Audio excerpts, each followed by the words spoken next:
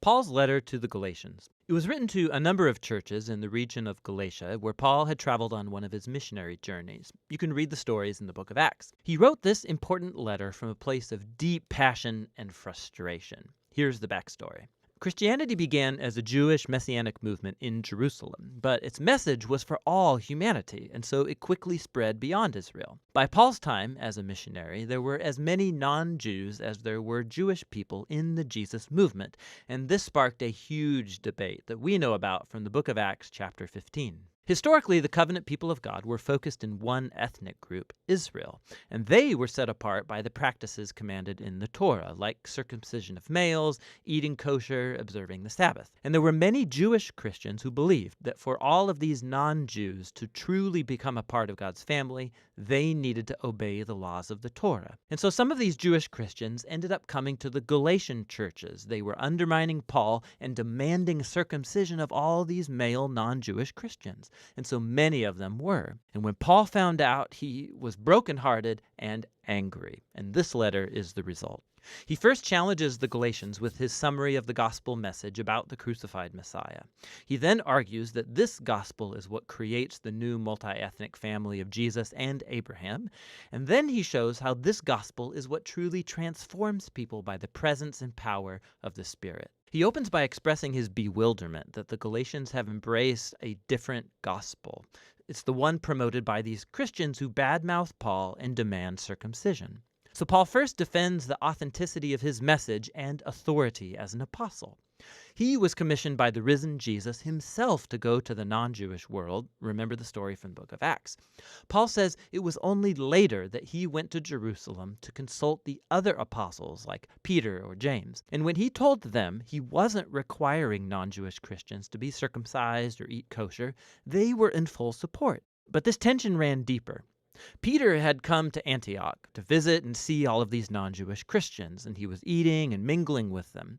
But when some of this Jerusalem opposition group showed up in Antioch, Peter caved under their pressure. He stopped eating with these uncircumcised Christians, and he was avoiding them. And so Paul confronted and accused Peter of hypocrisy, of not staying true to the gospel. For Paul, demanding these new Christians to become circumcised and Torah observant, it's wrong-headed for all kinds of reasons. First of all, because it's a betrayal of the gospel. Or in his words, people are not justified by the works of the Torah, but rather by the faith of Jesus the Messiah. And we have faith in the Messiah Jesus.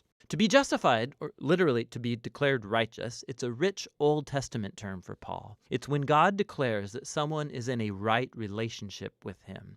They're forgiven, they're given a place in God's family, and they are being transformed by God's grace. And it's Paul's conviction that no one can be justified by observing the commands of the Torah, but only by the faith of Jesus. This is a dense phrase, and it could refer to Jesus' own faithfulness in living and dying on our behalf, or it could refer to our own trust and devotion to Jesus. Either way, the point is clear. People are justified only through trusting in what God did for them through Jesus, not by what they do for themselves. At the heart of Paul's gospel is this claim that when people trust in the Messiah Jesus, what's true of him becomes true of them. His life, death, and resurrection become theirs. Or in his words, I've been crucified with the Messiah, and it's not I who come back to life, it's the Messiah living in me. And the life I now live, I live by faith in the Son of God who loved me and gave himself for me. And so the reason anyone can say that they are right with God or belong to Jesus' covenant family, it's not because they obeyed the laws of the Torah. It's only because of what Jesus did for them that they could never do for themselves.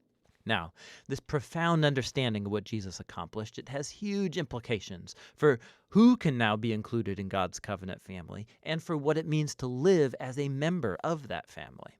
So Paul first turns to the stories about Abraham in Genesis, how he was justified or declared righteous before God by simply having faith, by trusting in God's promise that one day all nations would find God's blessing through him and his offspring. God's purpose was always to have one large multi-ethnic family of people who relate to him on the basis of faith, not on the laws of the Torah. But that raises an important question. Why did God give the laws of the Torah to Israel then? Here, Paul offers a very brief and dense explanation that he will later fill out in his letter to the Romans. He observes that the laws of the Torah were given to Israel at Mount Sinai long after God's promise to Abraham. And if you read the Torah carefully, he says, you'll see that God always intended the laws to be a temporary measure. He says the laws had both a negative and a positive role. Negatively, the laws acted like a magnifying glass on Israel's sin. They exposed how Israel shared in the sinful human condition, constantly rebelling against God's law. And so the law, which is good, ended up pronouncing Israel guilty and all humanity with them. Or in his words, the laws imprisoned everyone under the power of sin. But the laws also had a positive role. They acted like a strict school teacher that kept Israel in line until the coming of the promised offspring of Abraham, the Messiah. And once the Messiah came, he fulfilled the purpose of the laws on Israel's behalf. Jesus was the faithful Israelite who truly loved God and neighbor. And as Israel's king, he died to take the curse and consequence of Israel's failure into himself and bring redemption. And so now through Jesus, the offspring of Abraham, God's blessing can come to all people, regardless of their ethnicity, social status, or gender.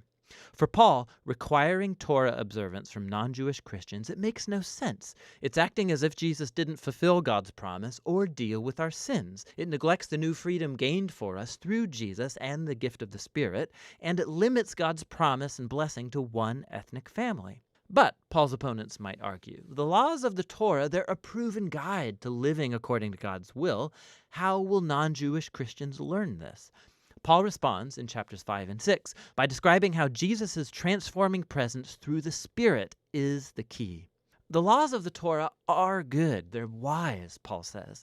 In fact, they can all be summarized, as Jesus did, in the command to love your neighbor as yourself. But the laws, good as they are, they did not give Israel the power to obey them.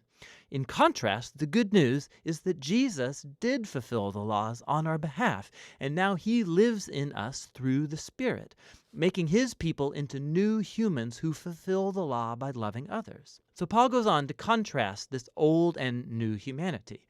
The habits of the old humanity are obvious. These are behaviors that dehumanize people, they destroy relationships and whole communities. And while the laws of the Torah prohibited these behaviors, Jesus actually put them to death on the cross. So when a person trusts in Jesus and lives in dependence on the Spirit, his life becomes theirs and produces what Paul calls the fruit of the Spirit. This is Jesus' way of life that he wants to reproduce in his family so that they become people of love, joy, peace, patience, kindness, goodness, faithfulness, gentleness, and self-control.